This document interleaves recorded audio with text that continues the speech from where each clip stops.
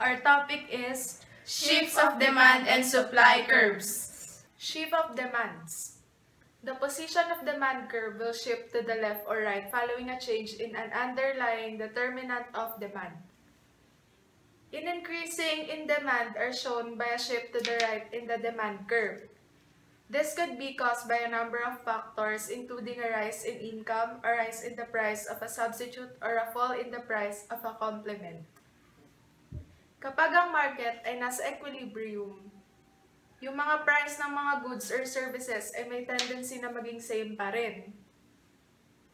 Yung equilibrium kasi, yan yung kapag nagbenta ka, kapag may bumili sa'yo, ibibigay mo yung naaayon sa binigay niya na bayad. For example, yung mga candy na tigpipiso, etc. Nakaka-affect yung demand curve sa equilibrium price and quantity ng isang market. Kasi kapag nagbago yung demand curve, magbabago din yung price and quantity sa market. Let's think about change in the end. Demand curves affect the equilibrium price and quantity. If the supply curve shift upward, meaning supply decreases but demand holds steady, the equilibrium price increases but the quantity falls. For example, if gasoline supplies fall, pump prices are likely to rise. If the supply curve shift downward, meaning supply increases, the equilibrium price falls and the quantity increases. If refineries supply more gasoline, pump prices are likely to fall and there is no corresponding increases in demand. If the demand curve shifts upward, meaning demand increases but supply holds steady, the equilibrium price and quantity both increases. For example, pump prices often rise during the summer as people drive to their summer homes for the weekend. If the demand curve shifts downward, meaning demand decreases, but supply holds steady, the equilibrium price and quantity both decreases. A decrease in demand. What if one of the determinants of demand changes in a way that reduces demand, such as a decrease in consumer income, a decrease in the price of the substitute, or a reduction in the number of consumers? Result in a decrease in demand, and consumers are now willing and able to buy less of the product at every price.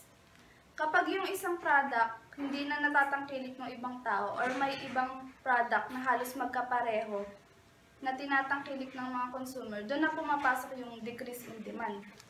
What if one of the determinants of demand change in a way that reduces demand?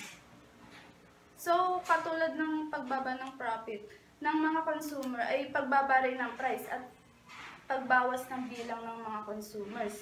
Ayan yung resulta ng decrease in demand. Ang epekto nun, nagpapakita siya ng pagbaba o paglipat ng interest ng mga consumer. Di ba pag yung price bumagsak, marami nang bibili. Pag naman yung product tumaas, ang magiging result nun, dadami ang product, dadami din yung benta. Summary of demand shifts. Even upward sloping supply curve, a rightward shift of the demand. Curve increases both price and quantity and a leftward shift of the demand. Curve decrease both price and quantity. One way to remember this is to picture the demand curve shifting along at upward sloping supply curve. Yung pagbabago o yung pagbaba based sa pagtaas ng price, tsaka yung pagdami ng product na tinatangkilik ng mga consumers. If yung consumer may choices, bababa yung benta at mananatili yung product. Shifts of the supply curve. Demand curve D and supply curve S intersect to yield the initial equilibrium price of 90 pesos and initial equilibrium quantity of 20 million 12-inch pizzas per week. Yung shift of the supply curve means that quantity supplied charged at each price. An increase in supply. An increase in supply means that producers are willing and able to supply more pizza at each price. Sabi, Yung pagtaas daw sa supply ay nangangahulugan na ang mga producer ay handa at maaaring magbigay ng higit pang pizza sa bawat presyo. After the supply curve shifts rightward to S, in figure 2.18, the amount supplied at the initial price of 90 pesos increased from 20 million to 30 million. Producers supplied 10 million more pizzas than consumers demand. The build-up of unsold pizzas frustrate producers stuck with pizza they cannot sell from 90 pesos each.